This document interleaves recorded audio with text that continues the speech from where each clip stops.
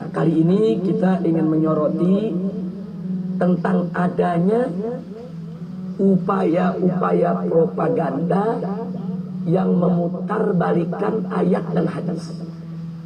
Nah, ini perilaku memutarbalikan ayat dan hadis, menghalalkan yang haram, mengharamkan yang halal. Ini biasa dilakukan oleh kaum zindik. Siapa itu kaum zindik? Kaum zindik adalah kelompok yang mengaku sebagai Islam, yang pura-pura menunjukkan keislamannya, akan tetapi di dalam fakta kenyataan hidupnya dia suka dan sering memutarbalikan hukum, memutarbalikan fakta, memutarbalikan ayat dan hadis, menghalalkan yang haram, mengharamkan yang halal, sehingga akhirnya dia melakukan perbuatan yang bisa menyesatkan orang lain yang ada di sekitarnya. Nah, sebagai contoh, manakala para ulama, para dai yaitu bercerita tentang kewajiban kepemimpinan Islam di tengah umat Islam, kemudian memaparkan ayat-ayat suci Al-Quran dan hadis Nabi, umpamanya seperti firman Allah dalam surat An-Nisa ayat 144, atau seperti firman Allah dalam surat Al-Ma'idah ayat 51, atau juga firman Allah dalam surat At-Taubah ayat 23, di mana di sana Allah melarang umat Islam mengangkat orang kafir sebagai pemimpin. Nah, tiba-tiba ada kelompok yang mengatakan begini, ayat-ayat itu memang itu larangan orang Islam untuk mengangkat orang kafir sebagai pemimpin, akan tetapi ayat itu berlaku pada sistem masyarakat tatkala Al-Quran itu diturunkan. Sedangkan sekarang sistem masyarakatnya sudah berbeda. Sekarang ada pemilihan langsung, sekarang ada sistem demokrasi, sekarang ada sistem polling, jajak pendapat. Nah, jadi kata mereka, ayat-ayat tadi karena diturunkan sebelum ada sistem modern, maka tidak boleh digunakan dalam sistem modern. Jadi ada mengatakan itu kan surat Al-Ma'idah ayat 51 diturunkan sebelum ada pemilihan langsung, dan seterusnya dan seterusnya. Nah, ungkapan-ungkapan semacam ini merupakan ungkapan yang sangat-sangat berbahaya dan menyesatkan umat. Oleh karenanya umat Islam harus waspada, harus hati-hati. Nah, jangan sembarangan begitu membaca satu pernyataan, ikut-ikutan untuk membenarkan pernyataan tersebut. Nah, mari sekarang kita koreksi. Pola pikir kaum zindik yang mengatakan ayat-ayat Al-Quran yang melarang mengangkat orang kafir sebagai pemimpin bagi umat Islam itu adalah ayat yang sudah kadaluarsa, ayat yang sudah tidak relevan untuk zaman ini, karena ayat tadi diturunkan sebelum ada pemilihan langsung, sehingga tidak boleh diperlakukan pada sistem pemilihan langsung. Saudara, pernyataan ini tidak benar. Karena ayat tadi tidak bicara soal sistem pemilihan langsung atau tidak langsung. Ayat-ayat tersebut tidak bicara soal polling atau bukan polling. Ayat tersebut bicara kepemimpinan. Artinya suatu kepemimpinan itu, baik itu dilakukan melalui polling atau melalui musyawarah mufakat atau melalui pemilihan langsung atau melalui aneka ragam sistem modern, tetap substansi kepemimpinannya umat Islam tidak boleh dipimpin dengan orang yang di luar Islam. Jadi ayat ini membicarakan soal kepemimpinannya, kepada soal prinsip kepemimpinan itu sendiri, bukan kepada mekanisme tata cara bagaimana kepemimpinan itu terwujud. Nah, jadi tidak peduli apakah kepemimpinan itu terwujud melalui polling atau melalui pemilihan langsung atau tidak langsung, atau melalui sistem pemilihan konvensional, melalui dewan, melalui perwakilan. Nah, itu tidak ada persoalan. Yang penting kita bicara kepemimpinannya, bahwa kepemimpinan Islam harus dipegang oleh umat Islam. Nah, itu jawaban kita yang pertama untuk mengoreksi agar kita tidak tertipu dengan ungkapan-ungkapan zindik semacam itu. Nah, yang kedua, andai kata pola pikir semacam itu dibenarkan dan diterima oleh kalangan abangan di tengah-tengah kita, wah, ini sangat berbahaya sekali. Loh, kenapa berbahaya sekali? Oh, jangan-jangan nanti mereka juga akan mengatakan itu ayat yang melarang zina itu dulu diturunkan sebelum ada lokalisasi. Nah, kalau sekarang kan sistemnya lokalisasi pelacuran, berarti ayat tersebut tidak berlaku dong untuk lokalisasi. Nanti kalau kita bicara tentang ayat judi umpamanya, oh itu kan ayat perjudian.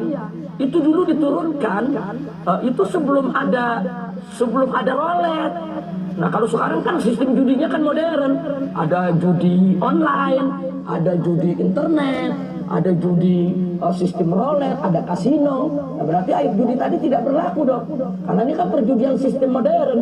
Nah, nanti kalau ada ayat suci Al-Quranul Karim yaitu yang melarang daripada minuman keras, nanti mereka katakan itu kan ayat itu turun sebelum ada industri modern minuman keras. Oh, jadi kalau ada industri modern minuman keras sekarang ini, ayat tersebut tidak berlaku lagi. Nastaghfirullahaladzim wa natubu ilaih.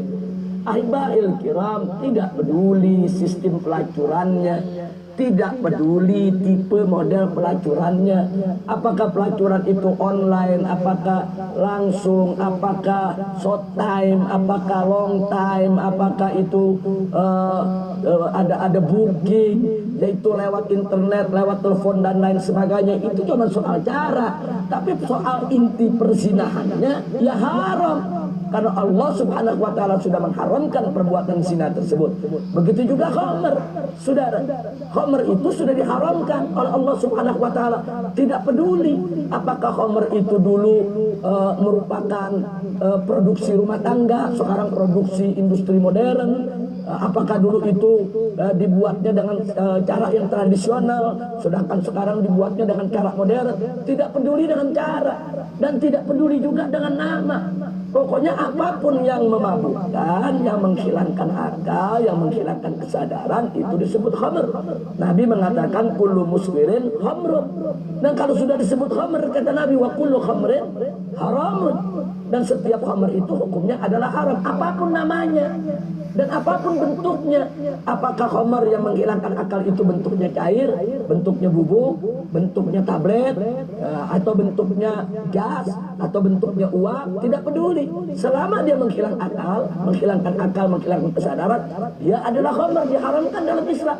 Dan tidak peduli dengan nama, apakah namanya bir, apakah namanya vodka, whisky, apakah namanya narkoba, drugs, rohypnol, magadon, apa saja itu dia punya nama.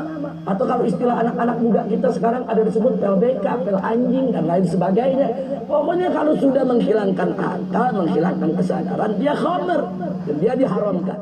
Nah, jadi jangan berkilah lah ingin menolak ayat-ayat Al-Quran dengan mengatakan, oh ini kan ayat kepemimpinan dulu turunnya sebelum ada sistem pemilihan langsung, jadi ini sudah tidak relevan.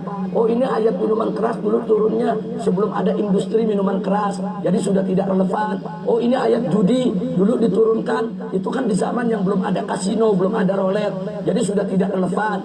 Nah, ini pola pikir kaum sindik yang sangat-sangat berbahaya. Nah, karena itu kita ingatkan kepada segenap umat Islam, jangan tertipu dengan pemikiran-pemikiran kaum sindik sedemikian rupa. Karena itu di sini ingin saya memberikan nasihat. Yuk mari. Kalau kita mempelajari tafsir, ambillah tafsir yang muktamad, tafsir yang muktabar, tafsir yang ditinggalkan oleh para ulama-ulama salaf kita. Atau seperti tafsir yang banyak beredar di masyarakat, tafsir Jalalain umpamanya. Itu kan tafsir yang muktabar, diakui oleh para ulama. Pelajari. Nah, jangan anak-anak muda kita memakai tafsir jalan lain. Nah, ini yang akhirnya pemikirannya menjadi semerawut.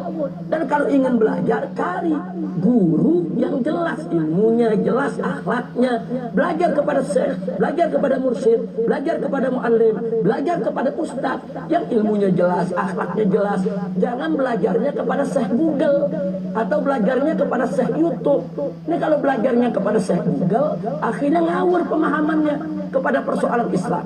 Saya tidak mengharamkan kita untuk membuka Google atau untuk menggunakan Google. Jadikan Google itu hanya sebagai alat bantu untuk mengumpulkan informasi. Ini kan era keterbukaan informasi, tapi jangan Google dijadikan sebagai guru. Jadi ingin bicara halal haram, referensinya Google. Ingin bicara halal haram, referensinya YouTube. Ingin bicara halal haram, referensinya aneka ragam internet yang tidak jelas. Jadi kalau ingin bicara halal haram, referensinya mesti jelas, Al-Quran dan As-Sunnah yang disampaikan oleh para guru-guru kita yang ikhlas dan istiqomah. Sekali lagi, hati-hati dengan saya Google, hati-hati dengan saya YouTube.